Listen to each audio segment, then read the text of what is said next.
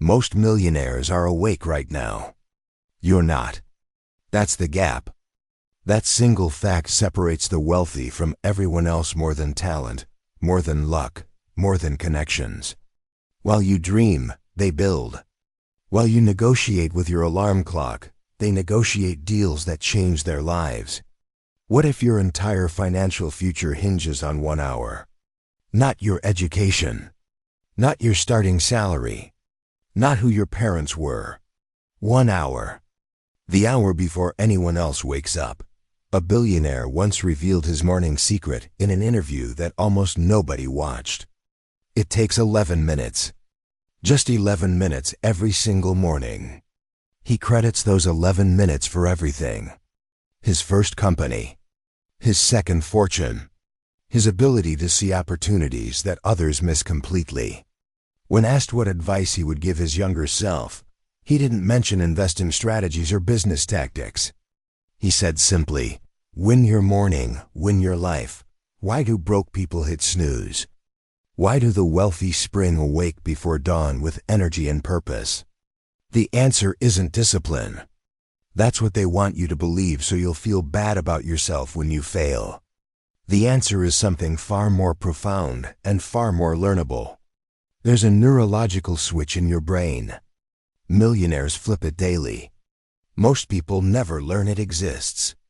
They stumble through their mornings reactive and rushed, giving away the most powerful hours of their day to grogginess, social media, and the demands of others. By the time they're fully conscious, the wealthy have already captured 3 hours of pure, focused creation. Here's what nobody tells you. Your morning doesn't start when your alarm goes off. Your morning starts the night before, in the choices you make after dinner, in the way you prepare for sleep, in the intentions you set before your head hits the pillow. The ultra-successful have engineered their entire 24-hour cycle around one priority: winning those first hours when the rest of the world is unconscious.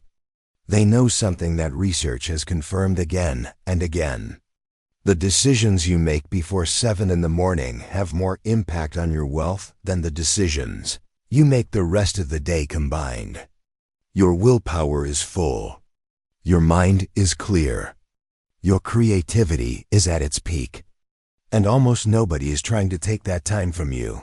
This audiobook will change everything about how you start your day. Not through motivation that fades by next week. Through systems that run automatically. Through rituals that wealthy people have refined over decades. Through the exact morning protocol that separates the 1% from everyone still wondering why they can't get ahead. You're about to learn the specific wake-up sequence that eliminates grogginess in minutes. The gratitude practice that literally rewires your brain to spot opportunities. The intention-setting method that aligns every action with your biggest goals. The movement routine calibrated for mental sharpness, not just physical health. The learning habit that compounds into expertise. The creative practice that generates ideas worth millions. The mindfulness technique that prevents costly mistakes. And the evening routine that guarantees you'll execute all of this tomorrow. And every day after that. By the time you finish listening, you won't just understand what millionaires do differently. You'll have the complete blueprint to do it yourself. The morning that changes everything is closer than you think. It's waiting for you tomorrow. The only question is whether you'll claim it. Let's begin with the first truth that changes everything. There is a window of time each morning when wealth is created more easily than at any other point in the day. Researchers call it the cognitive prime time. Neuroscientists have mapped it extensively. It begins approximately 30 minutes after waking and extends for about 2 to 3 hours. During this window, your prefrontal cortex, the part of your brain responsible for complex thinking, planning, and decision-making, operates at peak capacity. Your working memory is sharpest. Your ability to resist distraction is strongest. Your creativity flows most freely. Most people have no idea this window exists. They spend it scrolling through notifications, reacting to emails, or staring blankly at morning television while eating cereal. They give away their most powerful mental hours to activities that require almost no brain power. Then they wonder why they feel scattered and unproductive by noon. They wonder why their best ideas seem to come randomly rather than reliably. They wonder why wealthy people seem to have some invisible advantage. The advantage isn't invisible. It's chronological. It's the deliberate capture and deployment of morning hours that others waste. One study tracked the habits of over 300 executives earning more than $1 million annually. 90% of them woke before 6 in the morning on weekdays. But waking early wasn't the key finding. What mattered was what they did with those early hours. They used them for what researchers termed proactive work, meaning tasks that move toward long-term goals rather than tasks that merely respond to immediate demands. They planned their days. They exercised. They read. They thought strategically about their businesses and investments. They did deep creative work while the world was quiet. Compare that to how average earners spent their mornings in the same study. Checking email. Getting ready in a rush. Fighting traffic. Arriving at work already depleted. Their mornings were reactive from the first moment. They started every day behind, playing catch-up until they collapsed into bed at night, only to repeat the cycle again. The compound effect of this difference is staggering when you do the math. If you wake 2 hours earlier than average and use those hours for focused, proactive work, you gain 730 hours per year. That's equivalent to 18 additional 40-hour work weeks. 18 weeks of extra productive time that others simply don't have. Over a decade, that's 3.5 years of additional focused work. Over a career, it becomes the invisible force that separates those who wonder what happened from those who created exactly what they wanted. Some of you are already raising objections.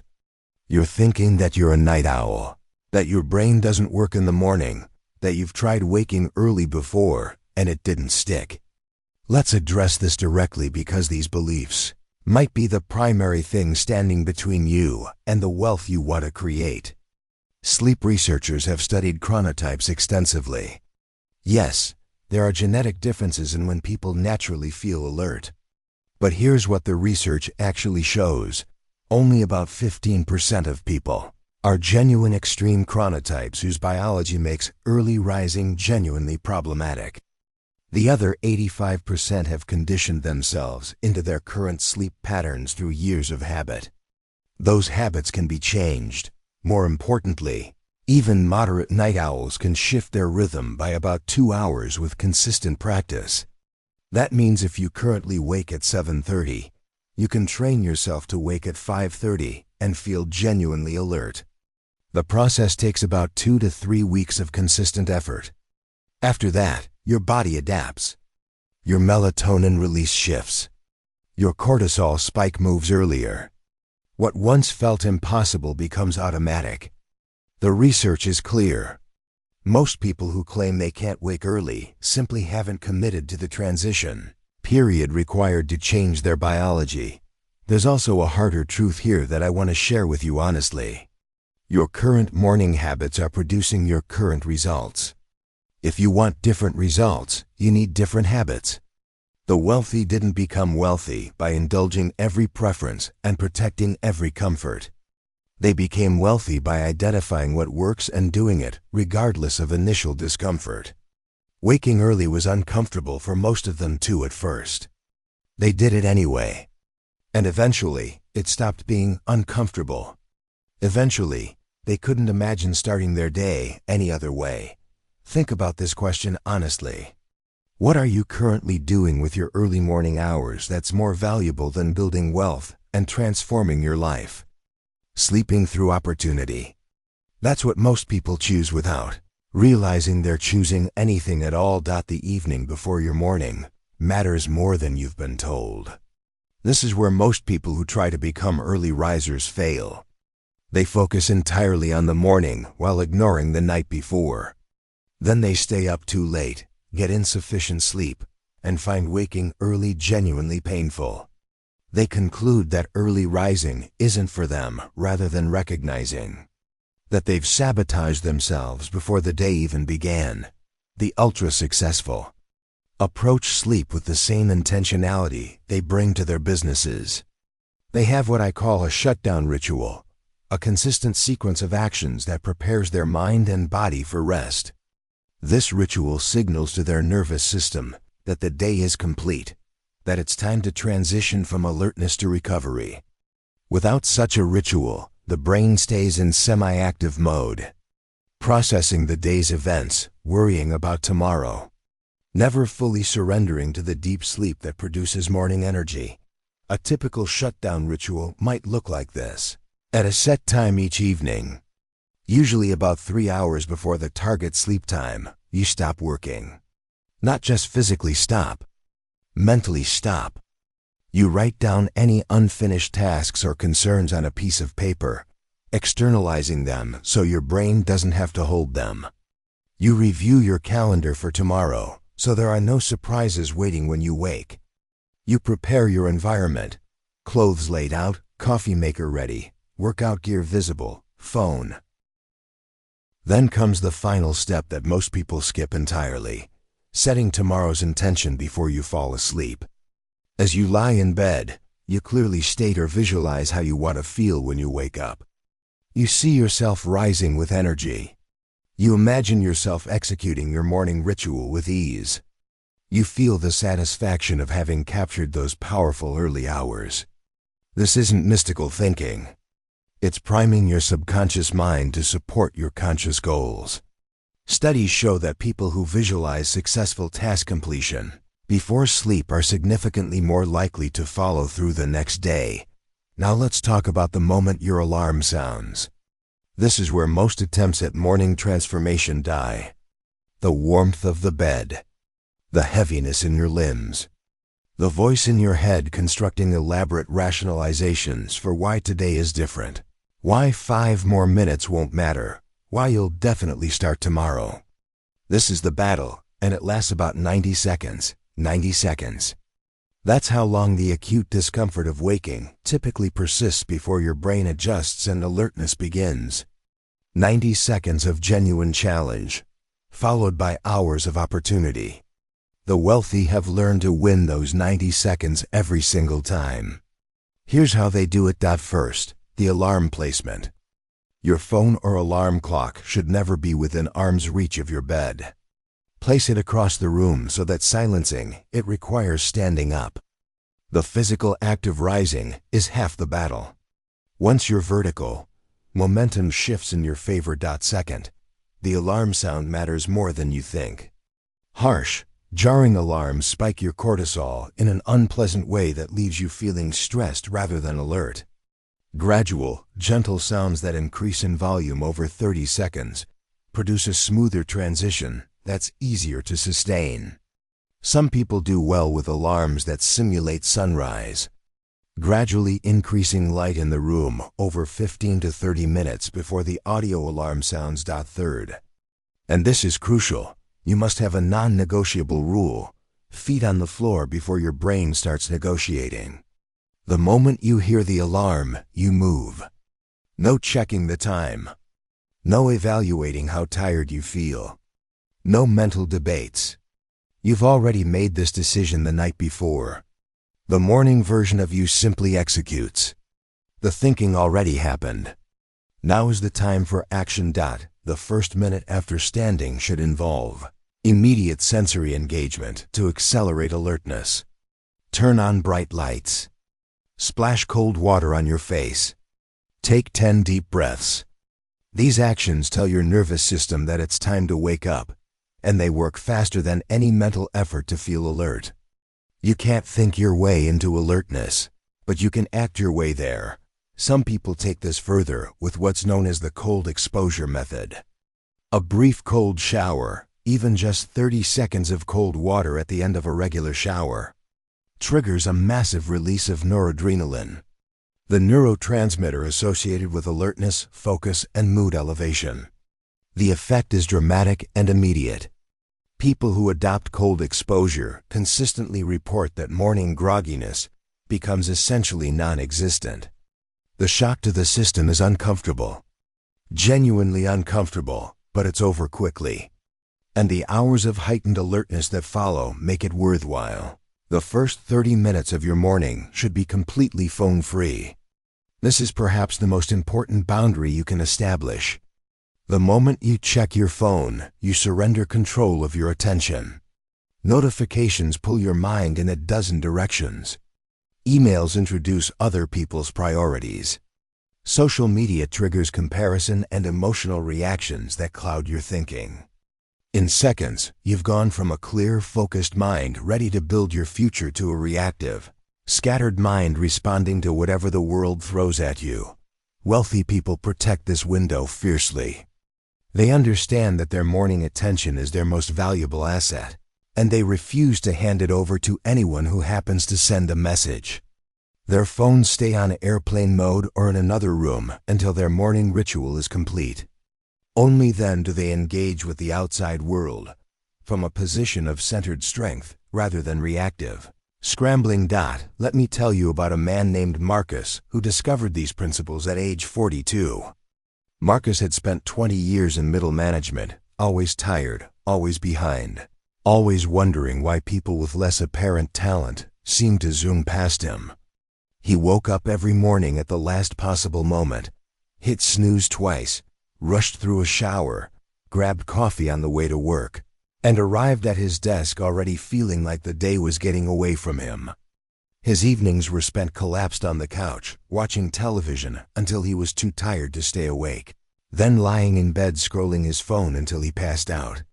The next day, the same pattern repeated. He was caught in a loop that felt impossible to escape. One day, Marcus's company brought in a consultant, a woman named Patricia, who had built and sold 3 companies by age 50. During a small group session, someone asked her what she attributed her success to. Marcus expected her to talk about market timing or investor relationships or management strategies. Instead, she said something that stuck with him. "I win my mornings, and my mornings win everything else. Every success I've had started at 5 in the morning." In the quiet before the world woke up. After the session, Marcus approached Patricia. He told her he'd tried waking early before, but could never stick with it. She asked him 3 questions that changed his perspective completely. First, she asked when he went to sleep on nights before he planned to wake early. He admitted it was the same time as usual, around midnight. She nodded and asked how he felt when his alarm went off at 5. "Terrible," he said, "like death." And third, she asked what he did first when he managed to wake up. He said he checked his phone.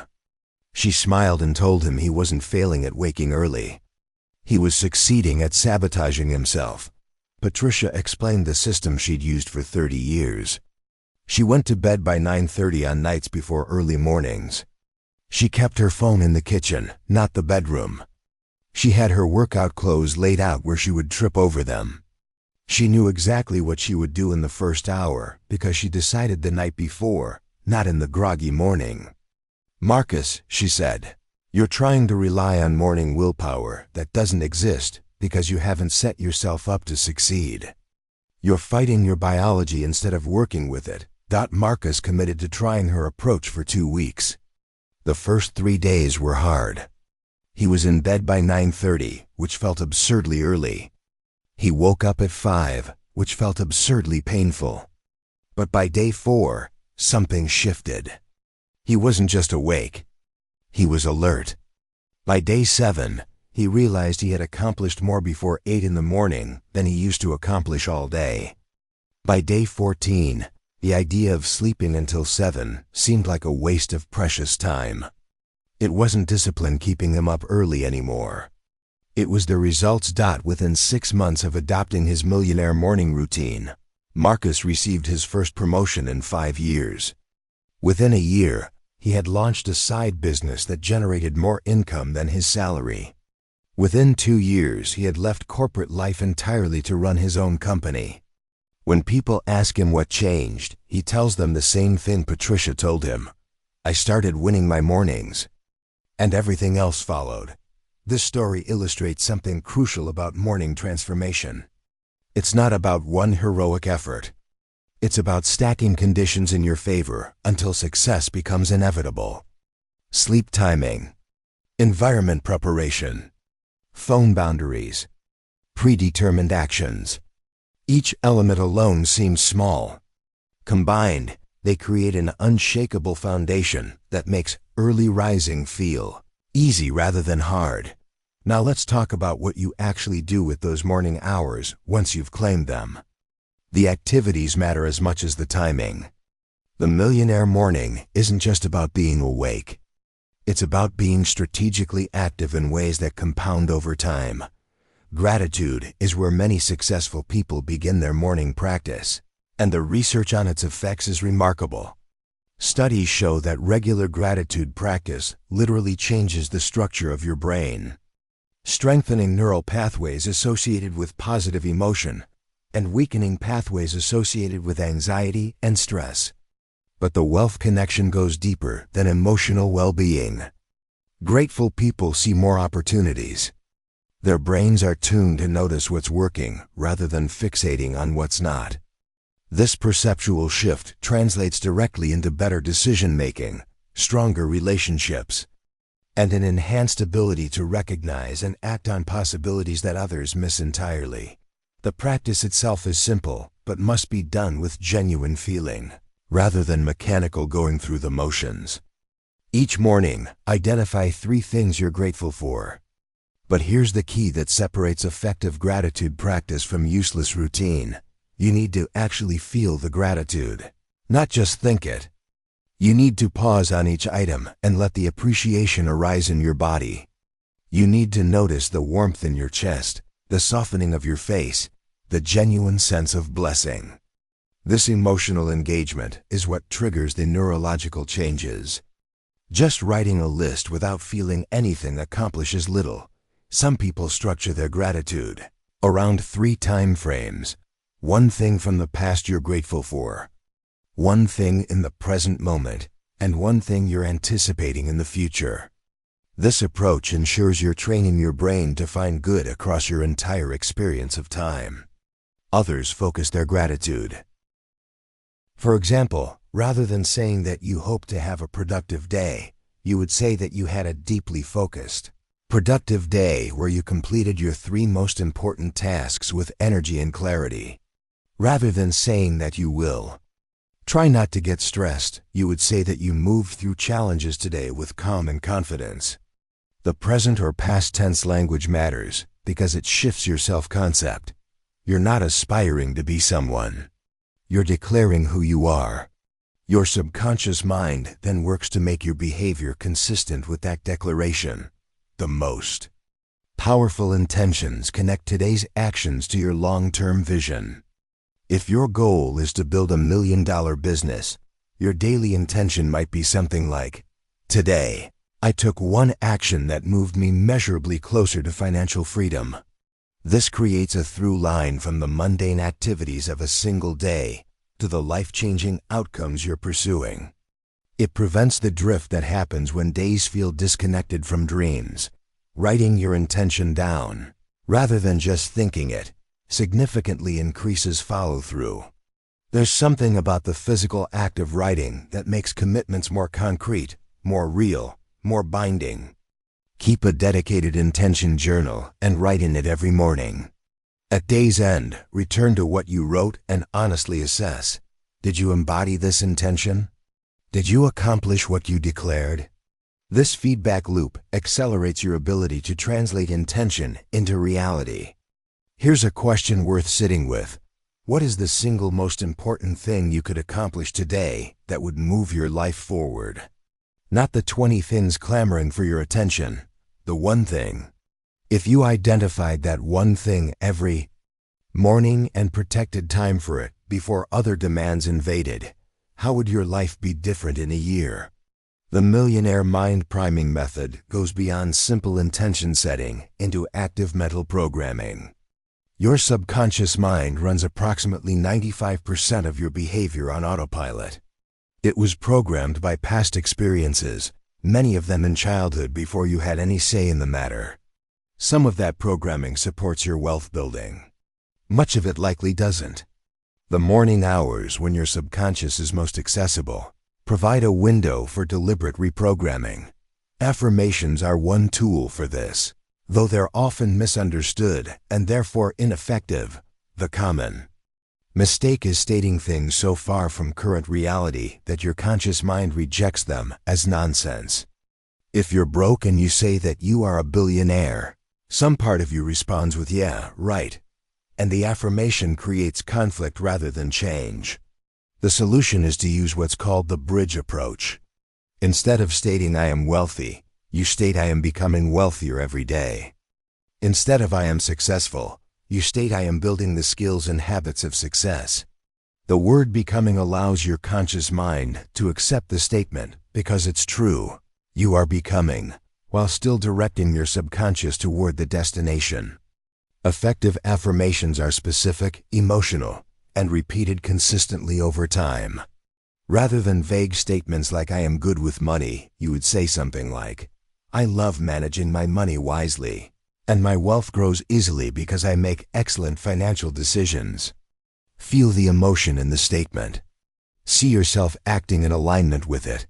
Speak it out loud with conviction. The combination of language, emotion, and repetition is what creates the subconscious shift. Visualization amplifies affirmations by adding sensory detail. Each morning, spend several minutes vividly imagining your future successful self. Don't just see the outcomes. See yourself living them. What does your morning look like in that future life? What does your home look like? How do you carry yourself? What expression is on your face? How do you feel in your body? The more vivid the visualization, the more your brain treats it as real experience, and your self-image begins to shift to match. Elite athletes have used visualization for decades because research proves it works. When you mentally rehearse an action, you activate the same neural pathways as when you physically perform it. Your brain literally cannot distinguish between a vividly imagined experience and a real one in terms of the patterns it encodes. This means you can train yourself for success before it happens. You can build the neural infrastructure of wealth while you're still building the actual wealth. Then when opportunities arise, you respond with the confidence and capability of someone who's already succeeded many times in their mind. Movement in the morning is about far more than physical health. When you exercise, your brain releases a protein called BDNF, brain-derived neurotrophic factor, which scientists sometimes call miracle grow for the brain. BDNF stimulates the growth of new neurons and strengthens existing connections, particularly in areas associated with memory, learning, and decision-making. A single exercise session can elevate BDNF levels for hours, and consistent exercise creates lasting changes in brain structure. This is why so many high performers refuse to start their day without movement. They're not just maintaining their bodies. They're optimizing their minds. They're giving themselves a cognitive advantage that lasts until afternoon. The post-exercise period, usually the hour or two after a workout, represents another peak in mental clarity that's ideal for your most demanding intellectual work. Stack your movement early, and you create a clarity window that others don't have access to. The type of exercise matters less than the consistency. Some people thrive with high-intensity interval training, short bursts of intense effort followed by brief recovery. Some prefer strength training. Some prefer yoga or swimming or cycling. What matters is that you elevate your heart rate, challenge your body, and do it regularly enough that the benefits compound.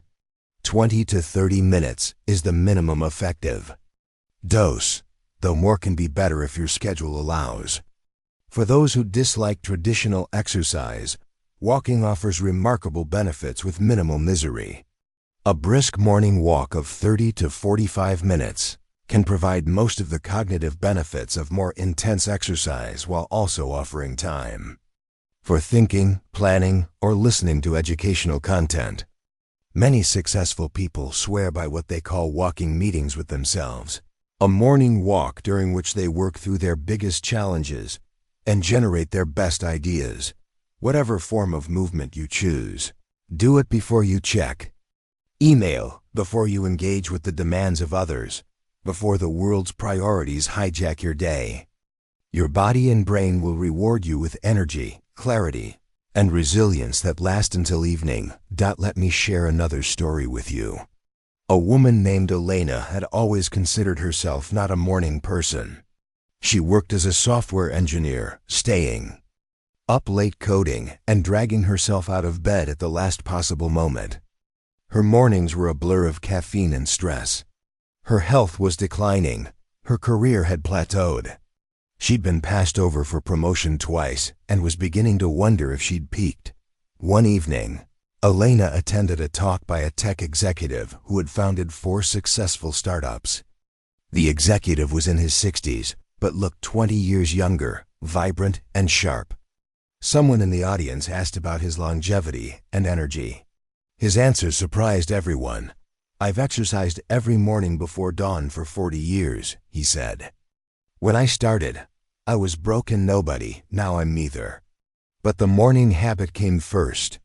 Everything else was built on that foundation." Elena approached him afterward, explained her situation, and asked where to begin.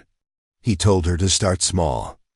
"Just wake 15 minutes earlier tomorrow and do 15 minutes of movement," he said. "Any movement, a walk around the block, some push-ups and stretches. It doesn't matter. What matters is that you prove to yourself that you can do it. Then add 5 minutes each week. In 2 months, you'll have a real morning practice. In a year, you'll be a completely different person." Elena was skeptical, but desperate enough to try. The first morning, she set her alarm for 6:15 instead of 6:30 and did some basic stretching in her living room. It felt almost pointless, but she did it again the next day, and the next. By the end of the first week, she was waking at 6 and walking around her neighborhood for 20 minutes. By the end of the first month, she was doing 30-minute workouts combining cardio and strength training. By month 3, she had lost 15 pounds without trying.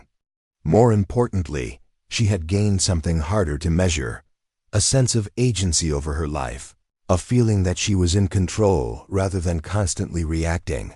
Her work performance improved dramatically. She was sharper in meetings, more creative in her coding, better able to handle stress.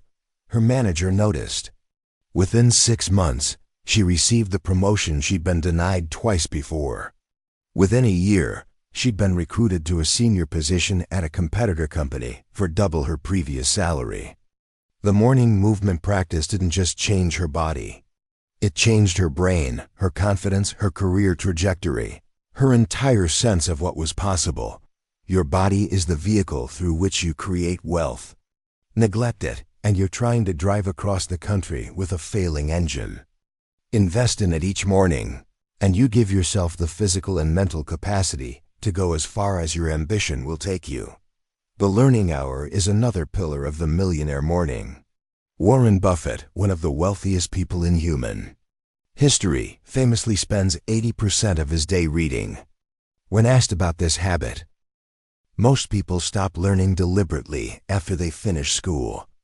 They consume information passively through news and social media, but they don't engage in systematic learning that builds expertise and expands capability. The wealthy are different. They carve out time every single day to read, listen, or study material that makes them better at what they do, and better at seeing where the world is heading. Morning is the ideal time for this, because your brain is fresh and absorbent. What you learn in the morning sticks better than what you learn at night when your mind is tired and ready for sleep. Even 30 minutes of reading each morning, consistently applied, results in about 200 books per year, give or take, depending on length and reading speed. 200 books. Think about the expertise you could build, the perspectives you could absorb, the advantages you could create with that much input. The key is choosing what to learn strategically. Some successful people focus on their industry, staying ahead of trends and competition. Some focus on building skills adjacent to their primary work, skills that create new opportunities. Some read biographies of successful people, essentially downloading decades of wisdom in a few hours. Some study fields far from their own because the best ideas often come from connecting disparate domains in novel ways. Consider creating what some call a board of directors through books. Identify the 5 or 10 people whose thinking you most admire, living or dead, and read everything they've written. When you face a challenge, ask yourself how each of them would approach it. You're essentially gaining access to the world's best minds as advisors, and the cost is only your reading time. A practical approach for retaining what you learn is the 3-2-1 method. After each reading session, note 3 things you found interesting, 2 ways you could apply what you learned, and 1 thing you'll share with someone else. The act of distilling and planning application transforms passive consumption into active learning. Teaching others what you've learned further cements it in your memory while positioning you as a knowledgeable resource. What if you invested the same time you currently spend on morning social media into systematic learning instead? What would you know in a year that you don't know today? What opportunities would you see that are currently invisible to you? What would happen to your income if you became genuinely expert in your field? The morning also represents your peak creative window. Research shows that creative problem-solving is strongest when your brain is relaxed and your prefrontal cortex isn't fully engaged in analytical thinking. This state often occurs during transitions, particularly the transition from sleep to full wakefulness. It's why so many people report having their best ideas in the shower or during morning commutes. The brain is loose, making unexpected connections, free from the rigidity that sets in later in the day.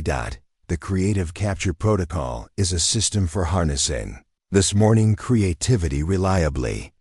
It begins with what some call idea quotas, requiring yourself to generate a specific number of ideas each morning before you do anything else.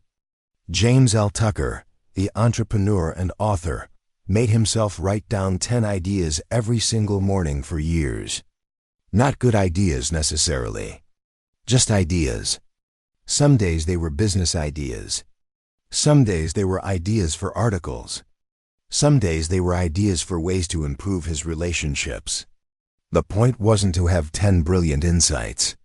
The point was to exercise the idea muscle until generating ideas became automatic. Morning journaling is another powerful creative tool. Stream of consciousness writing, where you let your pen move without censoring or judging what emerges, often surfaces insights that your conscious mind has been blocking. Julia Cameron's Morning Pages practice, in which you write 3 pages of longhand stream of consciousness first thing every morning, has been credited by countless creative professionals as the foundation of their best work. The practice clears mental clutter, surfaces hidden concerns, and frequently delivers solutions to problems you've been struggling with. For specific creative challenges, try the incubation technique. Before going to sleep, clearly state the problem you want to solve. Write it down. Then release it, trusting your subconscious to work on it overnight. In the morning, immediately upon waking, capture whatever comes to mind about the problem. Often the solution will arrive fully formed, having been assembled by your brain during sleep. Scientists believe this works because sleep consolidates memories and creates new neural connections, essentially reorganizing information in ways that reveal patterns invisible during waking analysis. Whatever creative practice you choose, protect it from interruption. Creative work requires unbroken focus to build momentum. A single interruption can destroy 30 minutes of creative flow, and it can take that long again to return to the same depth of focus. The early morning, before anyone else is awake, before your phone starts buzzing, before the demands begin, provides the protected space that creativity requires. Wealthy people also use morning hours for what I call the wealth planning session. This doesn't mean complicated financial analysis every day. It means maintaining consistent awareness of your money, where it is, what it's doing, whether you're on track toward your goals. Most people avoid looking at their finances because doing so triggers anxiety or shame. They prefer the temporary comfort of ignorance to the discomfort of knowing. This avoidance is one of the primary reasons they stay stuck. The daily money check-in is a simple practice that transforms your relationship with money. Each morning, you spend 5 minutes reviewing your financial status. You check your account balances. You note any transactions from the previous day. You glance at how your investments are performing. You don't react emotionally to what you see. You simply observe and note. Over time, this practice does two things. First, it eliminates money anxiety by replacing fear of the unknown with calm awareness of the known. Second, it keeps wealth building front of mind, making it more likely that you'll take actions aligned with your financial goals throughout the day. Some people create what they call a wealth dashboard, a single page or screen that shows their key financial metrics at a glance: net worth, monthly income, monthly expenses, savings rate, investment returns.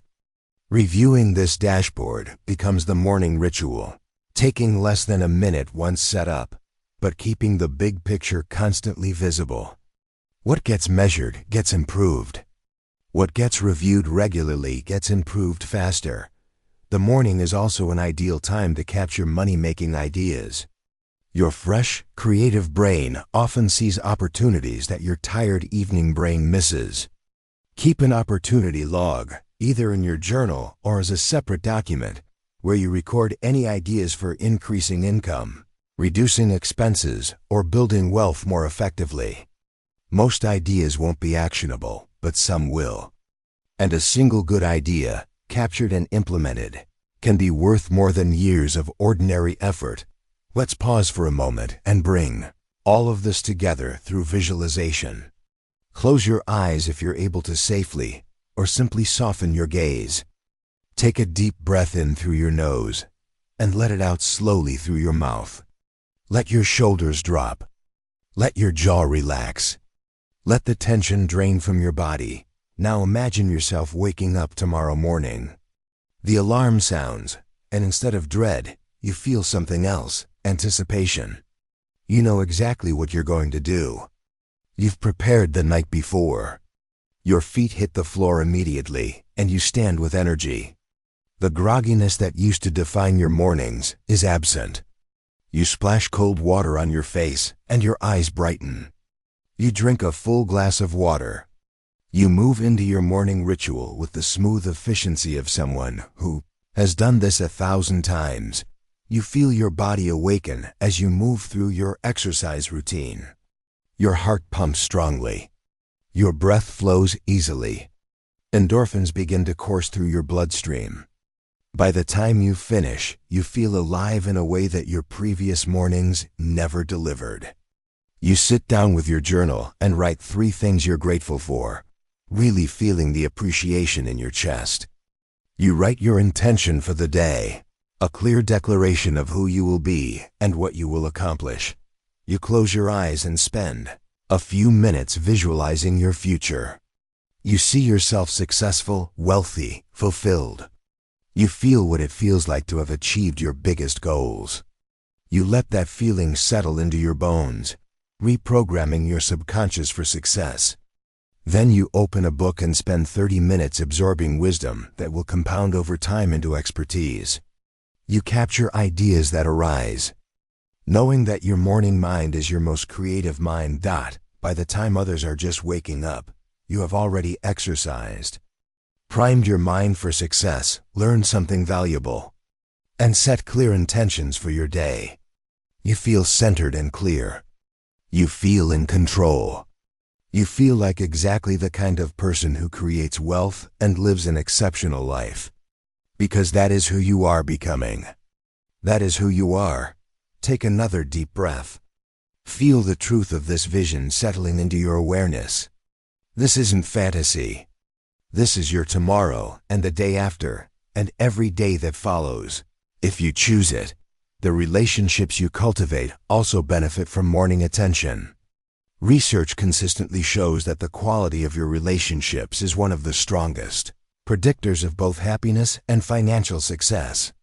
People with strong networks have. Consider mapping your relationship portfolio as you would map your financial portfolio. Who are your supporters? The people who encourage and believe in you. Who are your mentors? The people who have achieved what you want and can guide you. Who are your peers? The people at your level who understand your struggles. Who are your mentees? The people you're helping rise, which often clarifies your own thinking. Are there gaps? Are there relationships you've been neglecting? The morning can include brief actions to strengthen any of these categories. Mindfulness and meditation deserve special attention in the Millionaire Morning because their effects on wealth building are both significant and often overlooked. When you think of meditation, you might think of spiritual practice or stress relief, both legitimate benefits. But meditation also trains the most important skill in wealth creation: the ability to maintain focus and make clear decisions without being hijacked by emotional reactions. Financial success requires hundreds of decisions over time, each one subject to distortion by fear, greed, impatience, ego, and countless other emotional forces. Meditation trains the capacity for non-reactive awareness, the ability to notice an emotion arising without being compelled to act on it. This creates space between stimulus and response where better decisions live. The investor who can observe market panic without panicking themselves has an enormous advantage. The entrepreneur who can face setbacks without spiraling into despair or reckless reaction can persist when others quit. The negotiator who can sit calmly with uncomfortable silence closes better deals. Imaging studies show that regular meditation practice physically changes brain structure in beneficial ways. It grows the prefrontal cortex, strengthening executive function and self-control. It shrinks the amygdala, reducing reactivity to stress. It strengthens connections between brain regions, improving cognitive flexibility. These aren't subtle changes detectable only in laboratories. They're substantial shifts that practitioners notice in their daily lives within weeks. Starting a meditation practice doesn't require spiritual beliefs or significant time commitment. 5 minutes is enough to begin. Simply sit comfortably, close your eyes, and focus your attention on your breath. Notice the sensation of air entering and leaving your body.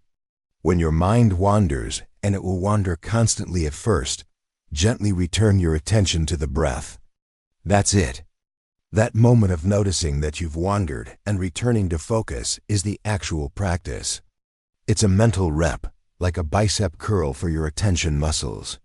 The more reps you do, the stronger your attention becomes.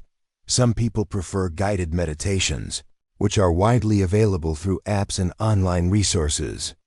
Some prefer walking meditation, maintaining awareness of each step and bodily sensation while moving. Some prefer mantra meditation, repeating a word or phrase to anchor attention. Experiment to find what works for you, but don't let the perfect be the enemy of the good.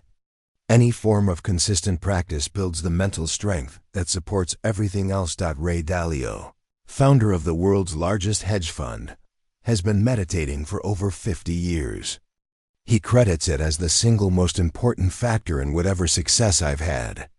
Mark Benioff, founder of Salesforce, installed meditation rooms in all the company's offices because he believes that deeply in its importance. Oprah Winfrey, one of the most successful self-made women in history, has called meditation the secret weapon for all of her success. These aren't people chasing fads. These are people who've built substantial wealth and attribute a meaningful portion of that success to their meditation practice. What might change in your life if you could observe your emotions without being controlled by them? What better decisions might you make? What reactive mistakes might you avoid? The morning meditation practice builds this capability quietly, invisibly, until the day you notice that situations that used to overwhelm you now seem manageable, and decisions that used to feel agonizing now feel clear. Now let's bring everything together into a complete millionaire morning routine that you can implement tomorrow. The specific timing will vary based on your schedule and needs, but the structure should remain consistent. The night before, complete your shutdown ritual. Stop working by a set time. Write down any unfinished tasks or concerns. Review tomorrow's calendar. Prepare your environment: clothes, water, workout gear, phone out of the bedroom.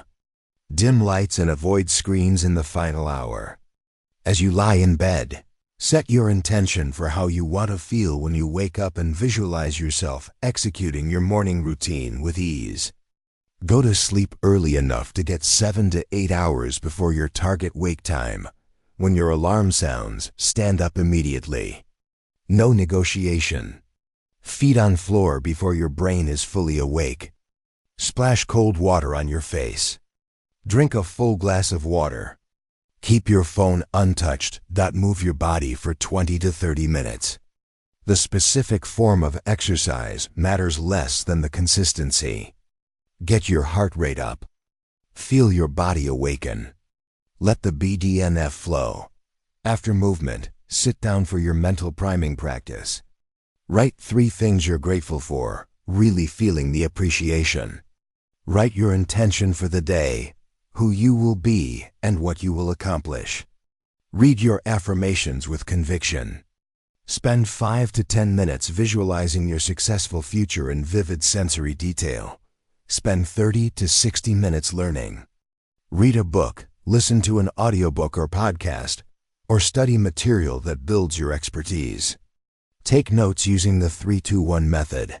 3 interesting things, 2 applications, 1 thing to share. Capture any creative ideas that have emerged. Write in your journal. Add to your idea log. If facing a specific challenge, note any insights from overnight incubation. Review your finances briefly.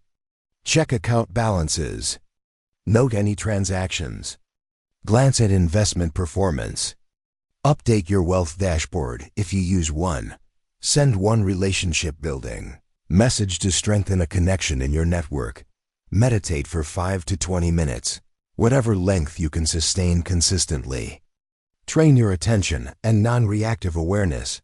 Only after completing these practices do you check your phone and engage with the outside world. By this point, you've already won the day.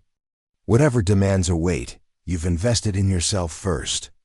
You've built the foundation upon which everything else rests. The entire routine can be completed in 90 minutes to 2 hours, depending on how you configure it. Some people prefer shorter versions on weekdays and extended versions on weekends. Some people emphasize different elements based on their current life priorities. The framework is flexible. What's non-negotiable is the consistency, the protection of your morning from external demands, and the investment in yourself before you invest in anything else. Here's the transformation promise that comes with this practice, and it's not hype or wishful thinking. It's what the science predicts and what thousands of practitioners have experienced. Within the first week, you'll notice improved energy and mental clarity that lasts into the afternoon. You'll feel more in control of your day rather than constantly reacting. The morning grogginess that you've accepted as normal will begin to fade. Within the first month, the practice will feel less effortful and more automatic. You'll begin to look forward to your morning routine rather than dreading early alarms. Your sleep quality will improve because your body has adapted to the new rhythm.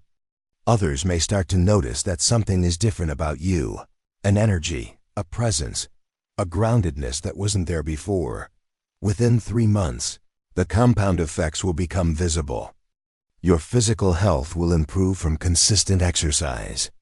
Your knowledge base will expand from consistent learning. Your emotional stability will strengthen from consistent meditation. Your financial awareness will sharpen from consistent attention to your money. You'll have built habits that run on autopilot, requiring no willpower to maintain. Within a year, you will be a fundamentally different person. The gap between you and those still stumbling through their mornings will be enormous and growing. Opportunities will appear that didn't exist before, because you've become someone who can recognize and act on them. Your income will reflect the value you've built. Your relationships will reflect the attention you've invested. Your energy will reflect the physical foundation you've created. Your clarity will reflect the mental training you've done. And it all started with one morning. One decision to stand up when the alarm sounded. One commitment to invest in yourself before the world demanded its share. One small act of sovereignty over your own life that grew into something transformative. The ultra-successful weren't born different. They weren't given advantages you lack. They built different mornings. Those mornings built different habits. Those habits built different capabilities. Those capabilities built different lives. The process is available to anyone willing to do what most won't. Protect the morning hours and fill them with practices that compound. Your alarm tomorrow morning is an invitation. It's asking you a simple question. Will you take control of this day? Will you invest in yourself first? Will you join the minority who build wealth while others sleep? The millionaire's morning is waiting. It's always been waiting. The only variable that ever mattered is you. I want to return now to something I mentioned earlier and expand on it because it's essential to making this transformation stick. The good news is that identity is not fixed. It's a construct, a narrative, a pattern of repeated thoughts that can be rewritten through repeated actions. When you execute your millionaire morning once, you create a tiny piece of evidence that you are someone who invests in yourself first. When you do it twice, the evidence strengthens.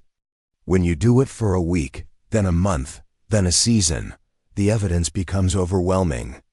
Your brain can no longer maintain the story that you're not a morning person because the facts contradict it. Your new identity, as someone who wins their mornings, becomes more real than the old identity it replaced.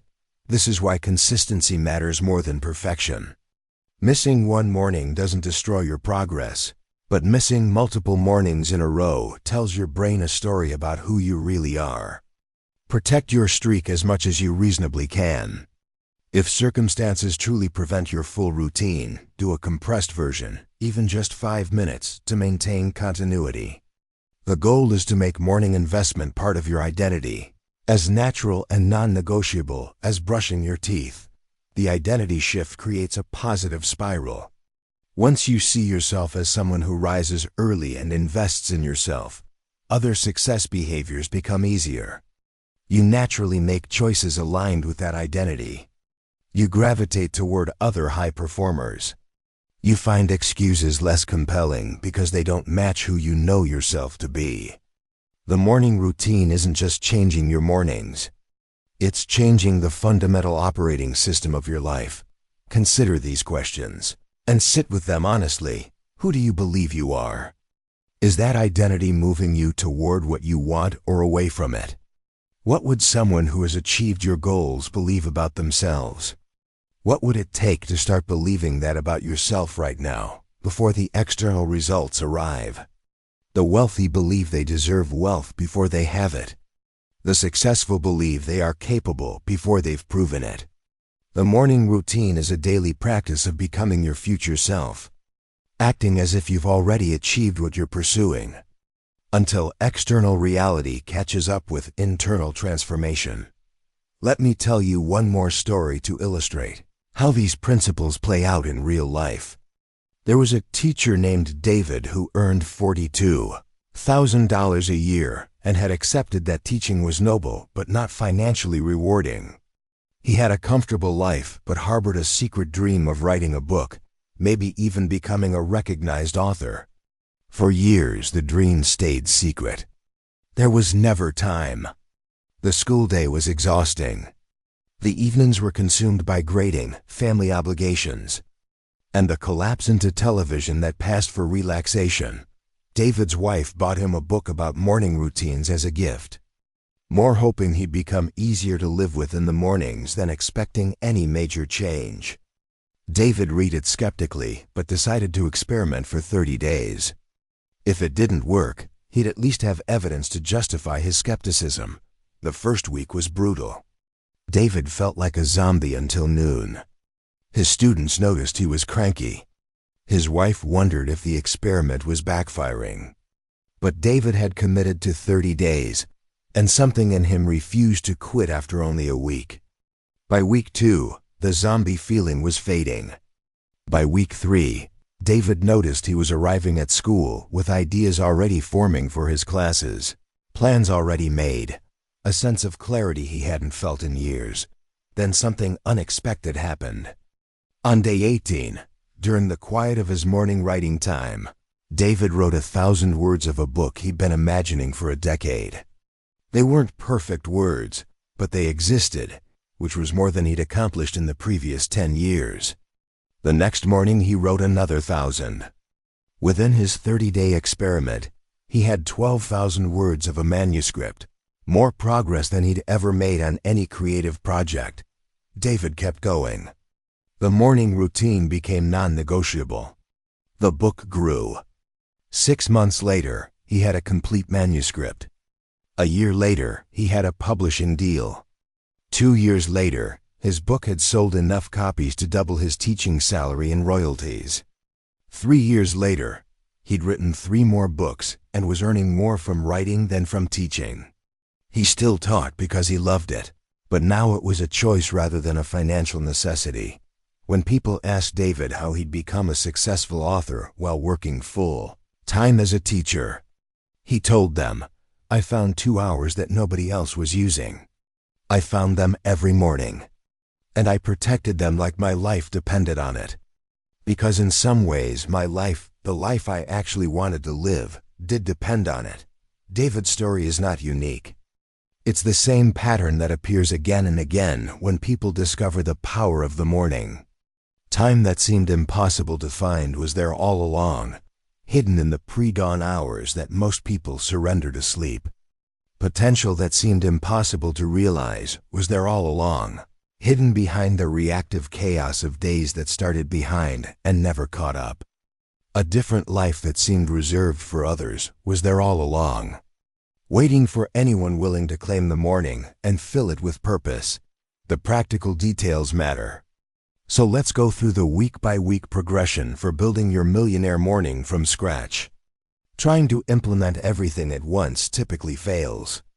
Your willpower gets depleted. The change feels too dramatic. You retreat to old habits. A gradual approach works better. In week 1, focus solely on the wake-up transition. Set your alarm 15 to 30 minutes earlier than your current wake time. Practice getting your feet on the floor immediately. Splash cold water on your face. Drink water. Don't worry about what comes next. Just master the act of rising. If you can reliably wake at your target time by the end of week 1, you've established the foundation. In week 2, add movement. Start with just 10 to 15 minutes. It can be as simple as a walk around the block or some basic stretching. The goal isn't fitness yet. It's establishing the habit of movement as part of your morning sequence. By week's end, you should be waking and moving consistently. In week 3, add your mental priming practice. Start with gratitude. 3 things each morning, genuinely felt. Add your daily intention. This might only take 5 to 10 minutes. You're now waking, moving, and mentally priming each day. In week 4, add learning. Even 15 minutes of reading or listening counts. You're building the knowledge compound effect. Your morning now includes wake-up, movement, mental priming, and learning. In weeks 5 and 6, continue extending and refining. Add the financial check-in. Add idea capture and journaling.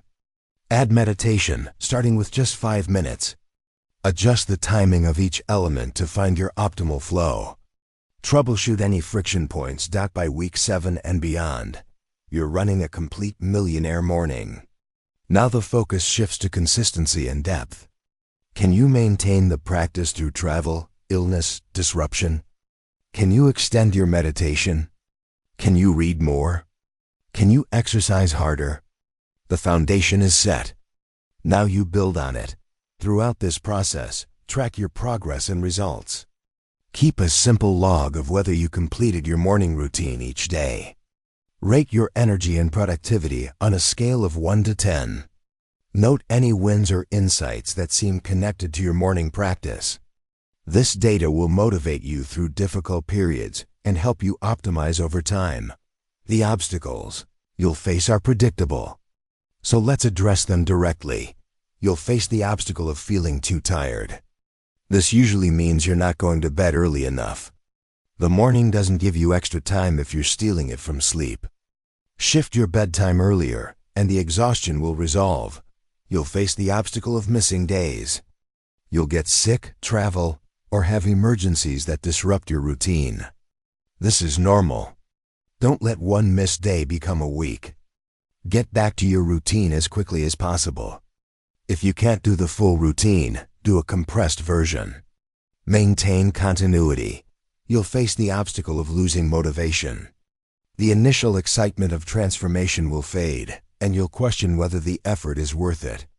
This is when you rely on systems instead of motivation. You've engineered your evening and morning to make success easy. Trust the system even when motivation disappears. Results will eventually reignite your commitment. You'll face the obstacle of other people's demands. Family members who don't understand why you're waking early. Work demands that seem to require immediate attention. Social obligations that push against your bedtime. You'll need to protect your morning practice assertively, explaining to others why it matters, setting boundaries without apology, accepting that some people won't understand and doing it anyway. You'll face the obstacle of self-doubt. A voice that says it's ridiculous, that you're not the kind of person who does this, that you should just sleep like normal people. Recognize this voice as resistance, as the part of your psyche that fears change even when change is positive. Thank it for trying to keep you safe, then ignore it. Keep moving. Every obstacle has a solution. The people who succeed are not those who never face obstacles. They're those who solve each obstacle as it arises and keep moving forward. Your Millionaire Morning is a problem-solving practice as much as anything else. Each challenge you overcome strengthens your capability to overcome the next one. The ripple effects of your morning transformation will extend far beyond the morning itself. Your energy will change how you show up at work, in relationships, in every domain of life. Your clarity will improve your decisions. Your relationships are stronger than ever. The daily investment in connection has compounded into a network of support, opportunity, and genuine friendship. People want to help you because you've been consistently showing up for them. Your mind is clearer than it's ever been. The meditation practice has given you a stability that others notice.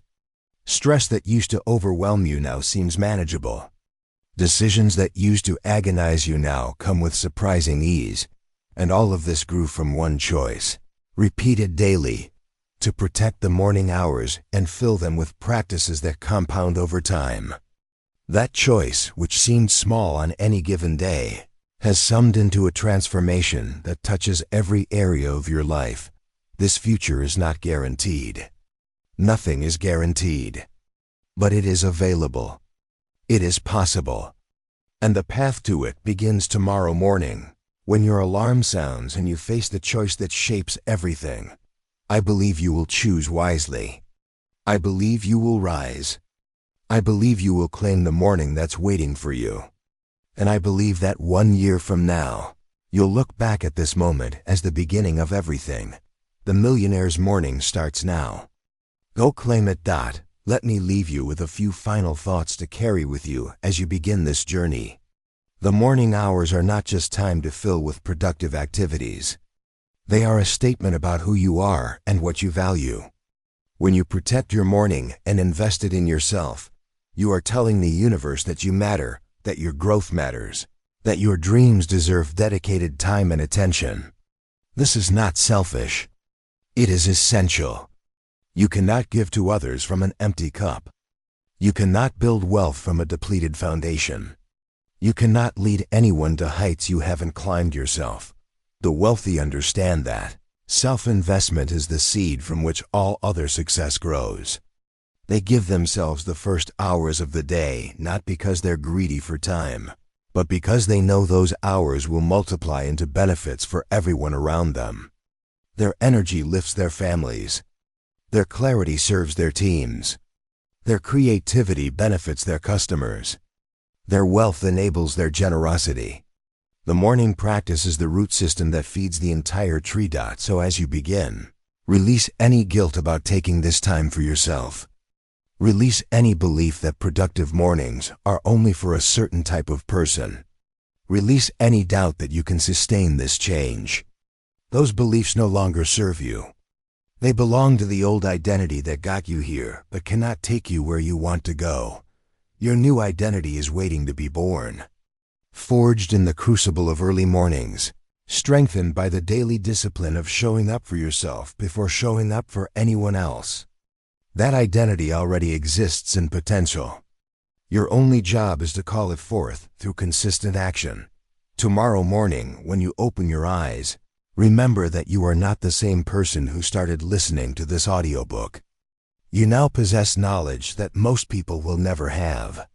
You understand the neurological basis of morning advantage. You know the specific practices that compound into wealth. You have a complete system ready to implement. But knowledge without action is merely entertainment. The gap between knowing and doing is where most people live their entire lives, rich in information, poor in transformation. Cross that gap tomorrow morning. Do what you now know. Become what you've imagined. The alarm is not your enemy. It is the bell that opens the gates to your future. Answer it with energy. Rise with purpose. Execute your routine with focus. And then step into your day as someone who has already won. Someone who has invested in themselves before the world had a chance to make its demands.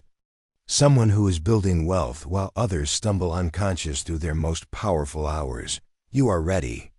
The morning is waiting. Tomorrow, everything changes. This is the end of your preparation and the beginning of your transformation. The millionaire's morning belongs to those who claim it. Go claim yours. The practices you've learned today are not theories or hypotheses. They are the documented behaviors of people who have built extraordinary wealth and lives. They have been tested across cultures, industries, and generations. They work for entrepreneurs and employees, for young people just starting out and older people reinventing themselves. They work in good economic times and bad. They work regardless of your starting point because they change who you are, not just what you do. Changing who you are is the ultimate leverage in life. Skills can be copied. Strategies can be stolen. But the person who has transformed themselves into someone who consistently executes wealth-building behaviors cannot be replicated. That person is an asset that compounds forever. You are becoming that person. Not through magic or luck, but through the deliberate daily practice of the millionaire morning. Each time you rise when you'd rather sleep, you become stronger. Each time you move when you'd rather rest, you become more energized. Each time you learn when you'd rather scroll, you become wiser. Each time you plan when you'd rather react, you become more powerful. These small victories accumulate below the threshold of visibility. Invisible to outside observers, sometimes even invisible to yourself. Until the day you look up and realize you've become someone you wouldn't have recognized a year ago. That day is coming. And it's coming faster than you think. The compound effect works in your favor now. Every morning you invest becomes part of a growing foundation. Every lesson learned builds on previous lessons. Every habit strengthened makes other habits easier. The flywheel of transformation, once set in motion, requires less and less effort to maintain and generates more and more results. But the flywheel must be started. That's where you are right now. At the beginning.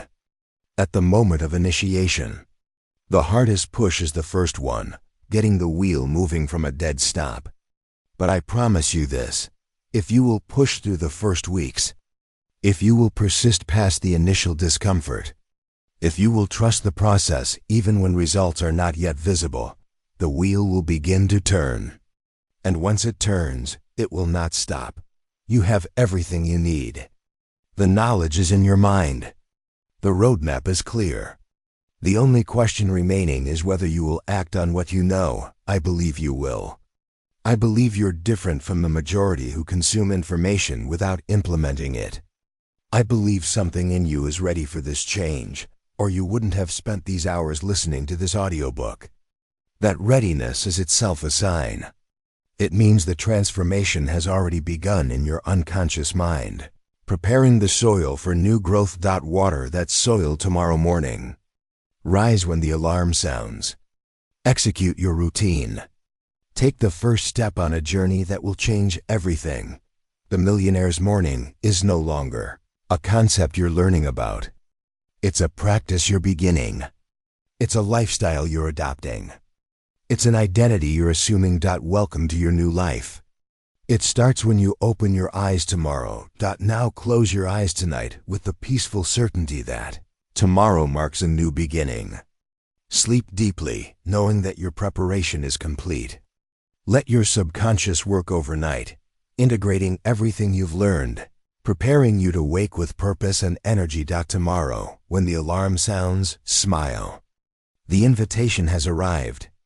Your millionaire morning is here, and you are ready. Go build the life you deserve. Let's go deeper now into some of the advanced strategies that separate those who merely practice a morning routine from those who extract every ounce of wealth-building potential from their early hours.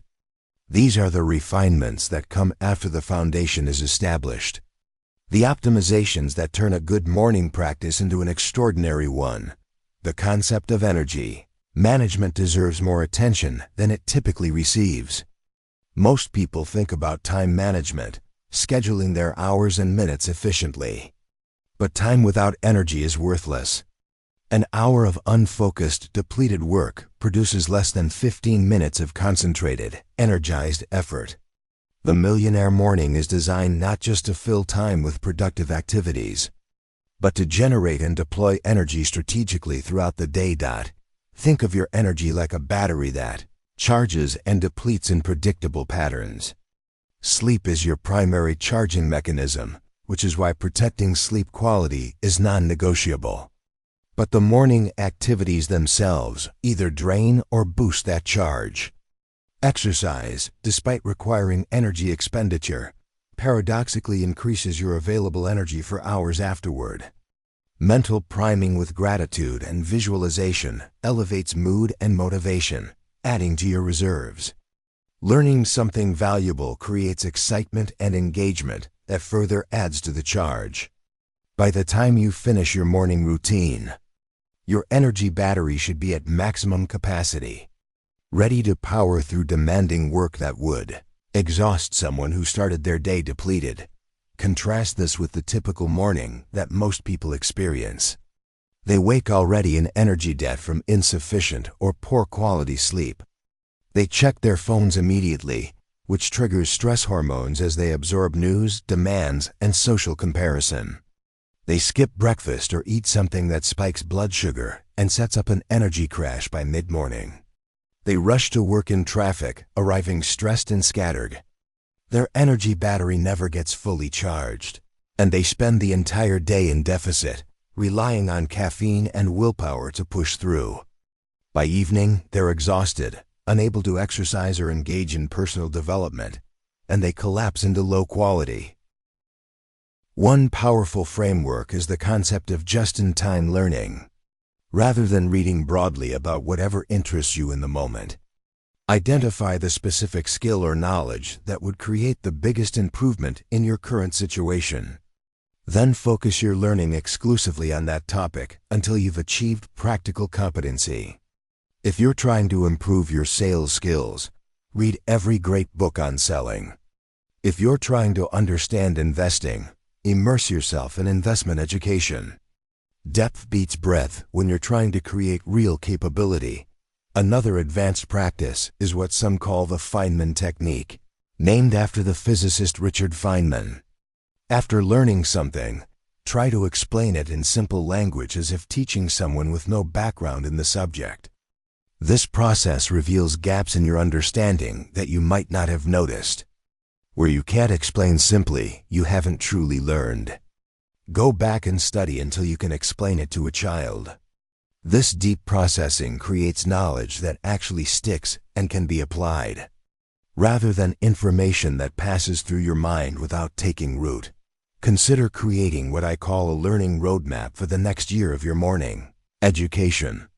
What are the 5 to 10 major topics you need to master to reach your next level of success? For each topic, identify the 3 to 5 best resources, the books and courses and mentors that can accelerate your understanding. Then systematically work through your curriculum, knowing that each morning brings you closer to the expertise that will change your financial reality. The creative capture. Practice also deserves expansion. The idea of generating 10 ideas daily is powerful, but many people do this too generically. They write down 10 random ideas without direction or follow through.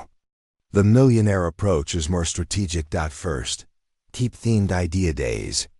Monday might be ideas for improving your current work. Tuesday might be ideas for side income streams. Wednesday might be ideas for strengthening relationships. Thursday might be ideas for personal development. Friday might be ideas for solving specific problems you're facing. This structure ensures your creative energy is directed toward areas that matter. Second, review your ideas weekly. Most ideas are bad, and that's fine. The goal is volume. But hidden among the bad ideas are occasional gems that could change everything. A weekly review identifies these gems and moves them from your idea. Log into an action plan. Third, share your ideas. The act of sharing ideas with others crystallizes your thinking and invites feedback that improves or extends the idea. Some people have idea-sharing partnerships where they exchange their best weekly ideas with a trusted friend or colleague. This creates accountability for generating ideas and adds the benefit of getting someone else's best thinking as well. Fourth, implement at least one idea per month. Ideas without implementation are mental entertainment, nothing more. Select your best idea from the month and execute it, even imperfectly. The gap between knowing and doing is where most people spend their lives. Cross that gap regularly, and you separate yourself from the dreamers who never build anything real.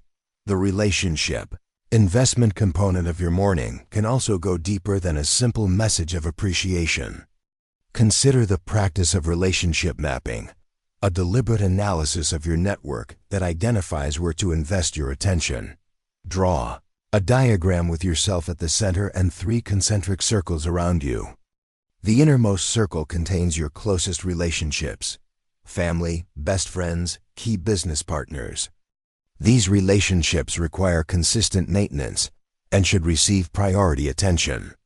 The middle circle contains important but less intimate relationships: good friends, valuable colleagues, mentors, clients.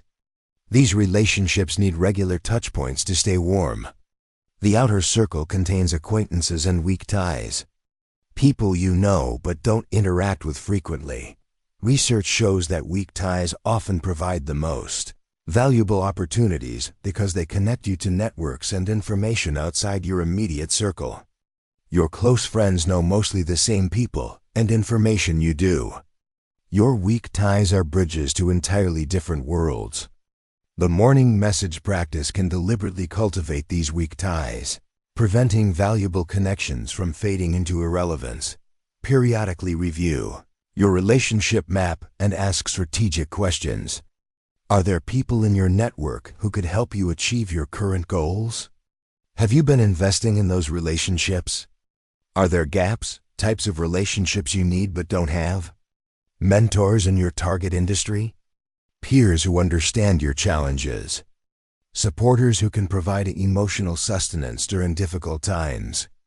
Identify the gaps and make filling them a priority. The meditation practice also offers levels of depth that extend far beyond basic breath focus. Once you've established a consistent practice of 5 to 10 minutes daily, You can explore more advanced techniques that accelerate the benefits. Body scan meditation involves systematically directing your attention through different regions of your body, noticing sensations without trying to change them. This practice builds interoceptive awareness, your ability to sense your internal state, which research links to better emotional regulation and decision-making. Many people are disconnected from their bodies, operating purely from the neck up. Body scan meditation repairs this disconnection and gives you access to the intuitive intelligence that lives in physical sensation. Loving kindness.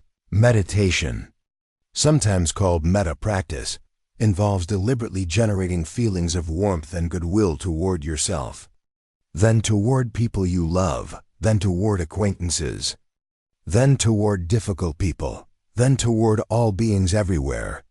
This practice might seem soft or irrelevant to wealth building, but research shows it increases positive emotions, social connection, and even vagal tone, a physiological marker of resilience. Business relationships. Relationships are enhanced by genuine warmth. Loving kindness meditation trains you to generate that warmth at will.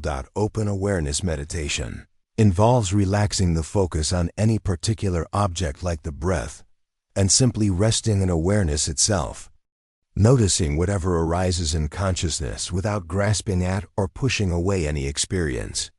This practice develops equanimity, the ability to remain balanced regardless of circumstances. Markets crash, deals fall through, partners disappoint, health challenges emerge. Equanimity allows you to navigate these inevitable difficulties without losing your center. It might be the most valuable quality any wealthy person can develop. As you progress in your morning practice, consider periodically extending your meditation to 20 minutes, 30 minutes, or even longer. The benefits scale with duration, up to a point. Retreat experiences, where you practice for hours or days at a time, can create breakthroughs that permanently elevate your baseline well-being and clarity. These intensive practices aren't for everyone, but they're worth exploring once you've established a solid foundation. Let's return to the theme of identity because it cannot be overemphasized. The behaviors you practice each morning are votes for the person you're becoming.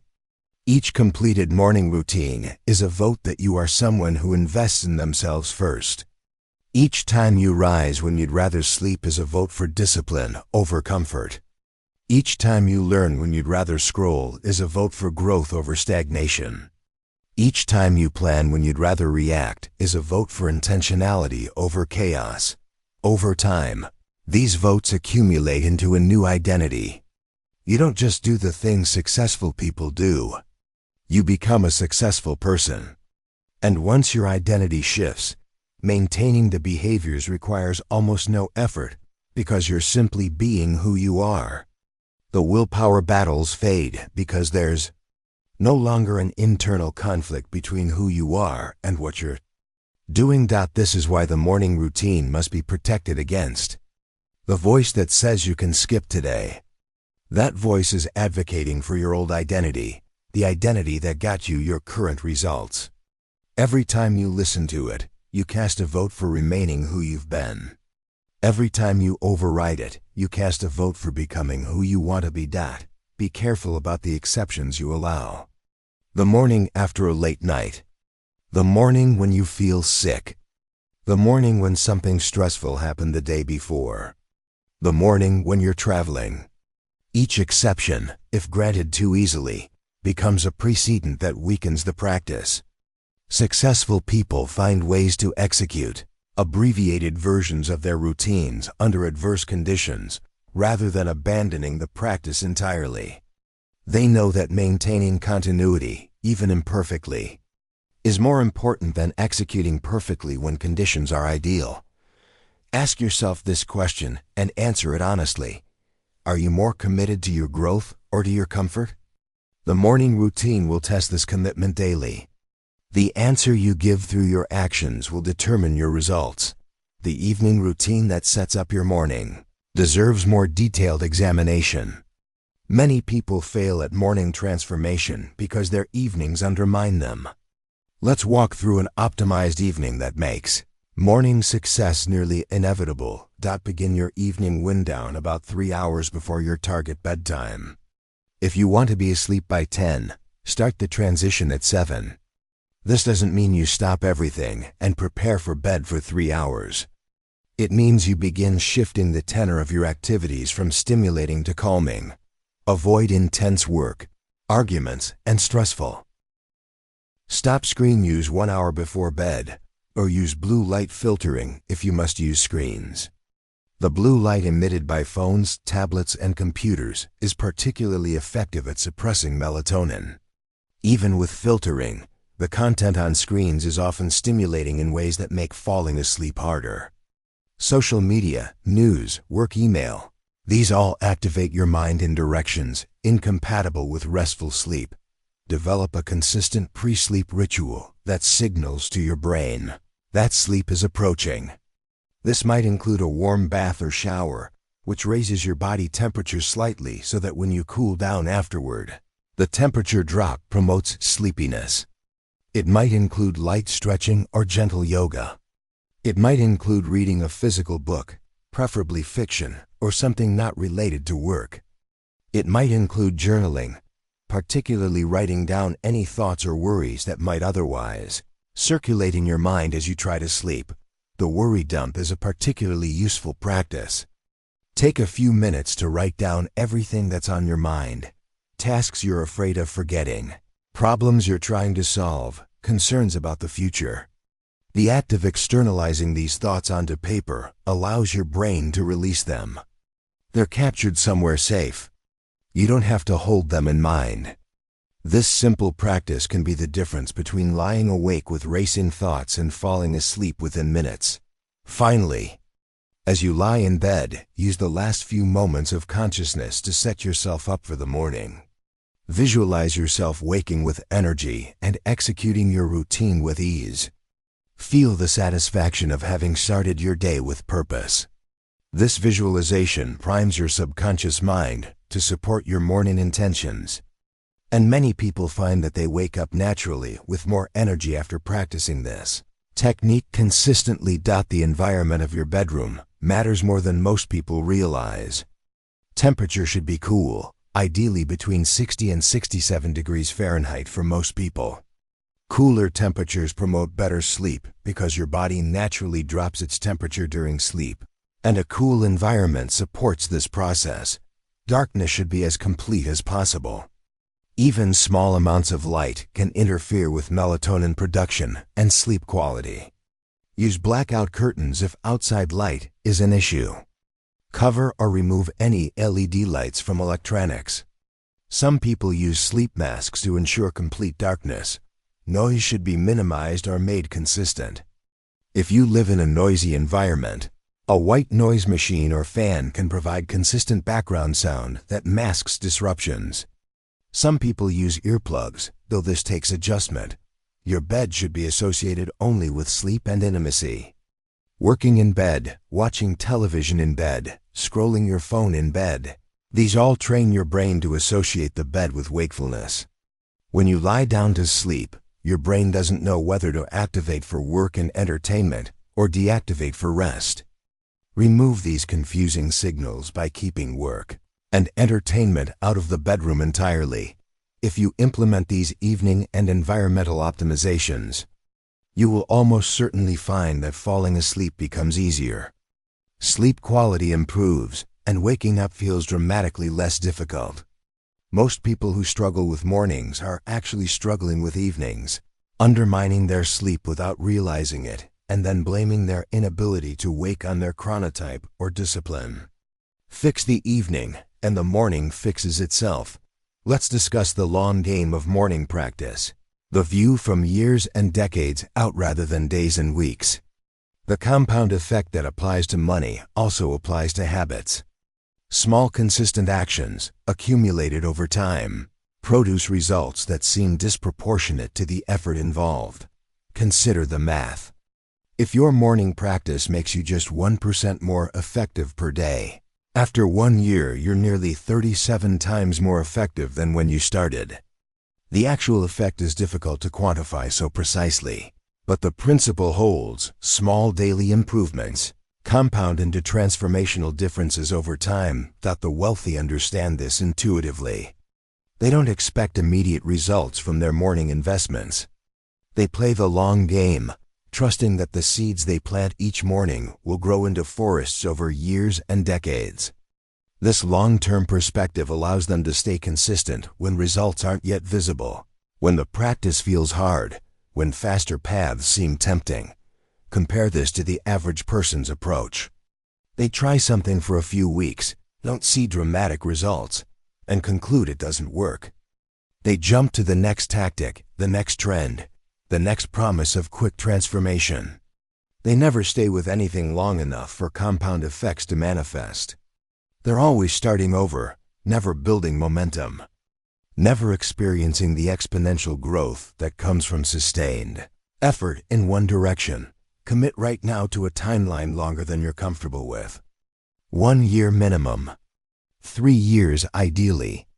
Long enough that the compound effects have time to work their magic.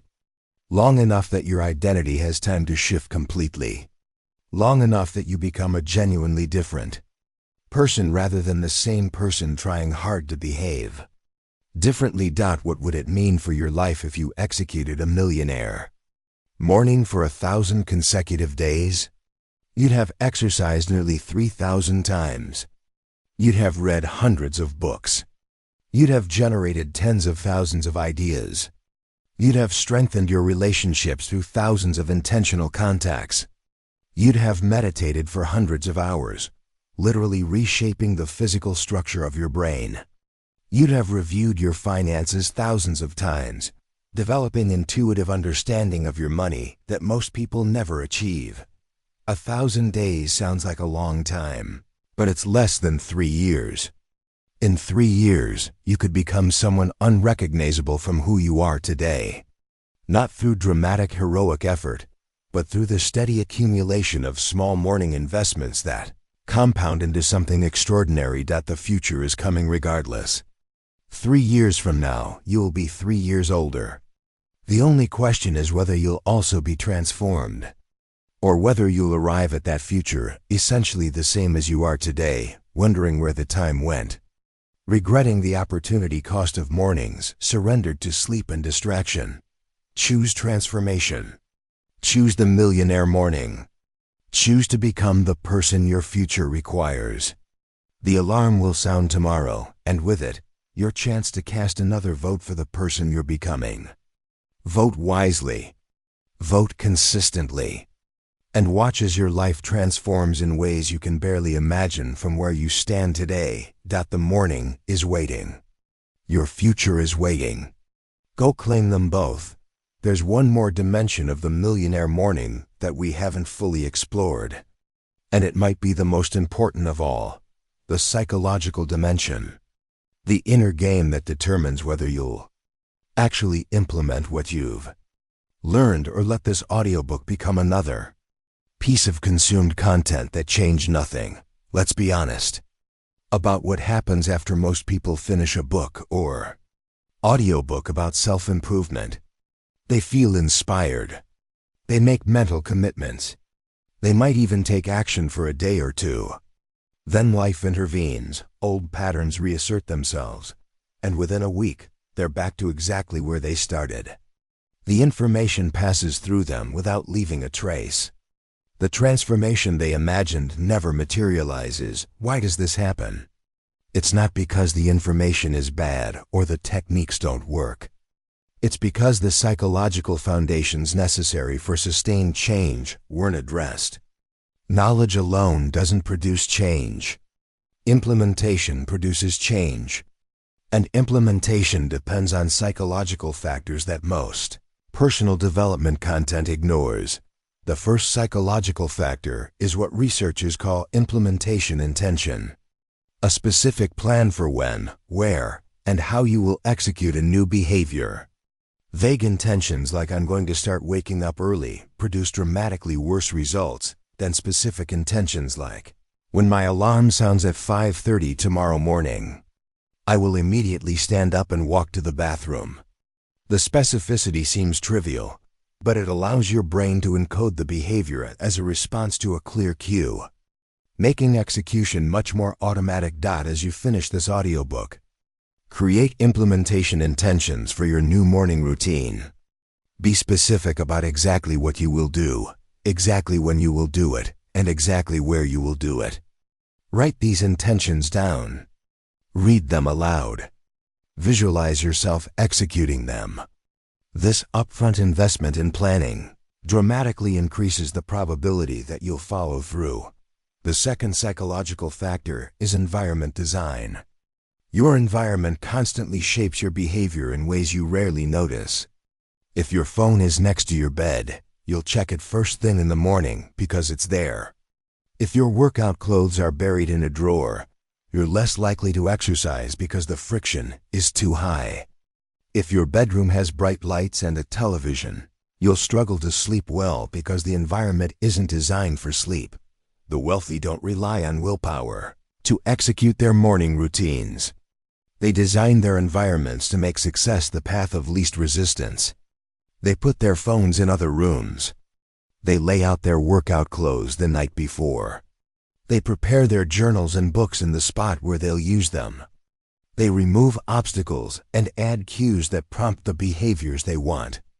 Then executing the routine feels almost automatic because the environment is doing half the work. Examine your environment with fresh eyes. What objects or arrangements are making your old behaviors easier?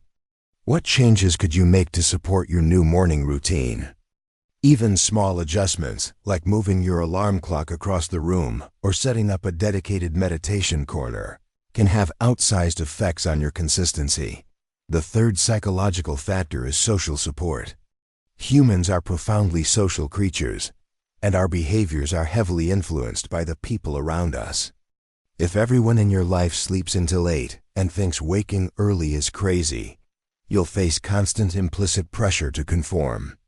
If you know other people who practice morning routines and can share your experience with them, you'll find it much easier to persist. Seek out community around your new practice. This might mean telling friends and family about your commitment, asking for their support.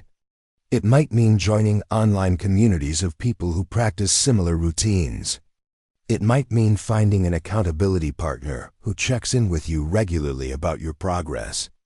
Human connection transforms isolated effort into shared endeavor, and shared endeavors are dramatically more likely to succeed. The fourth psychological factor is self-compassion.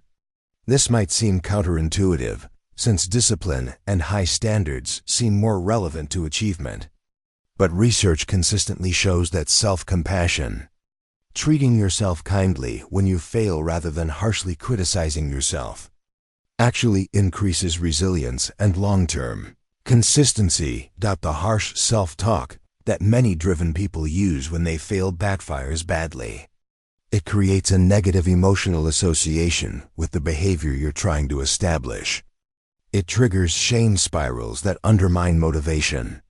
It makes failure feel so painful that you're tempted to give up rather than face more self-criticism. Self-compassion, by contrast, acknowledges failure without drama, extracts lessons, and moves forward without the emotional baggage. You will miss mornings. You will have setbacks. You will fall short of your ideals. When this happens, treat yourself as you would treat a good friend, with understanding, encouragement, and gentle redirection. Okay, I missed today. That happens. What can I learn from this? How can I set myself up better for tomorrow? This approach feels softer but actually produces harder, more resilient motivation over time. The fifth psychological factor is intrinsic motivation. Engaging in the morning practice because you find it genuinely rewarding rather than because you're chasing some external outcome. External motivation, doing something to get a result, is weaker and less sustainable than internal motivation. Doing something because you enjoy it or find it meaningful in itself. This doesn't mean you should ignore the wealth-building benefits of your morning practice. But as you develop the practice, notice what you actually enjoy about it. The quiet of early morning, the energy after exercise, the calm after meditation, the satisfaction of learning something new, the pride of keeping promises to yourself. The more you can connect with these intrinsic rewards, the less you'll need external outcomes to motivate you. The practice becomes self-sustaining because it's inherently rewarding. Regardless of what it produces, the sixth psychological factor is belief in your own capability. Psychologist Albert Bandura called this self-efficacy, and decades of research confirm its importance. If you don't believe you can successfully execute your morning routine, you probably won't, because you'll unconsciously sabotage yourself or give up at the first obstacle.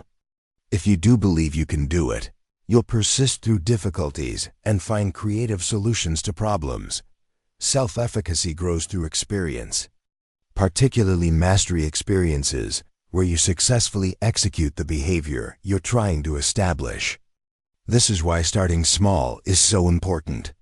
If you've never been a morning person, trying to immediately wake at 5 and execute a 2-hour routine is setting yourself up for failure. Start with waking 15 minutes earlier and doing one small thing. Build evidence that you can do it. Then gradually expand. Each success increases your belief in your capability, which increases the probability of future success. The seventh psychological factor is connecting the morning practice to your deeper values and identity. When something is connected to who you are and what you fundamentally care about, motivation becomes almost inexhaustible. When it's disconnected, motivation fades quickly when obstacles arise. Why do you want wealth? Not the surface answer, but the deep answer. Is it security for your family? Freedom to work on what matters to you? The ability to make an impact? The satisfaction of developing your potential? Whatever your deepest motivations, find ways to connect your morning practice to them. You're not just waking early. You're creating security for your children. You're not just exercising. You're building the physical foundation for decades of engaged, active living. You're not just reading. You're becoming someone capable of contributing to the world. These connections transform the morning routine from tasks to complete into expressions of who you are.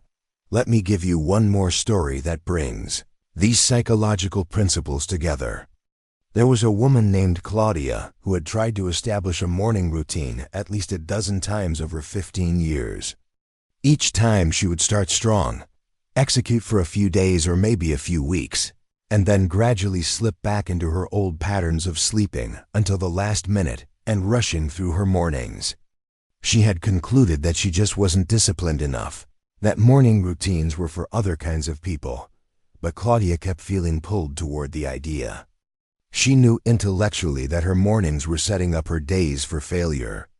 She watched others succeed who seemed no more talented or lucky than her. When she found herself listening to yet another audiobook about morning routines, she decided to try something different. She would address the psychological factors, rather than just adding more tactics and techniques. First, she created specific implementation intentions.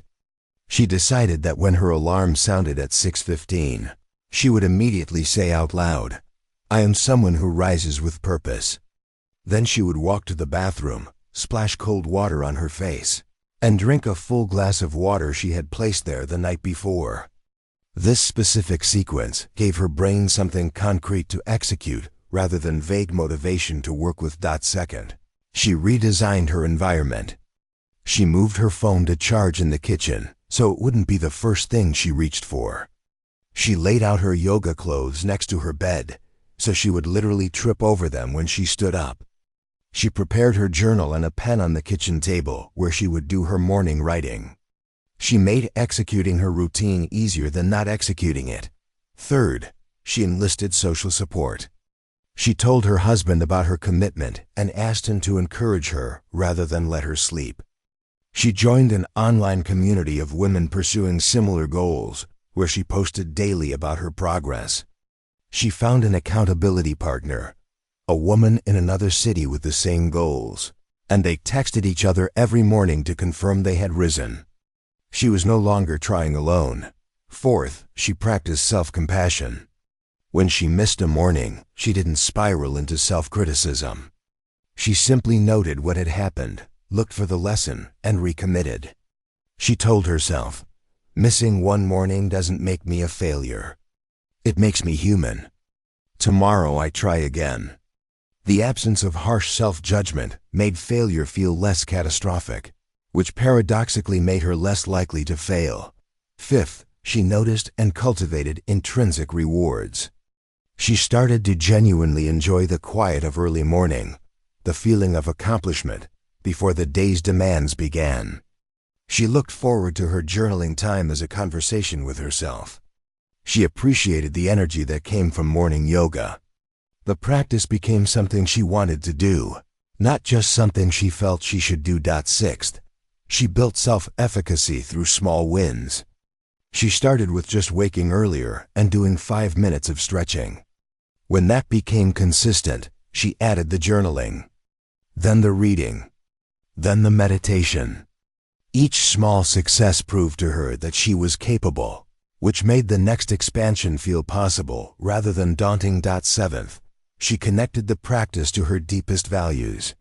Claudia wanted to be a role model for her daughter, to show her that women could be disciplined and ambitious and committed to their own development.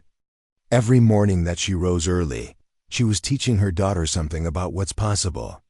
This connection to her values transformed her motivation from fragile willpower to unshakable purpose.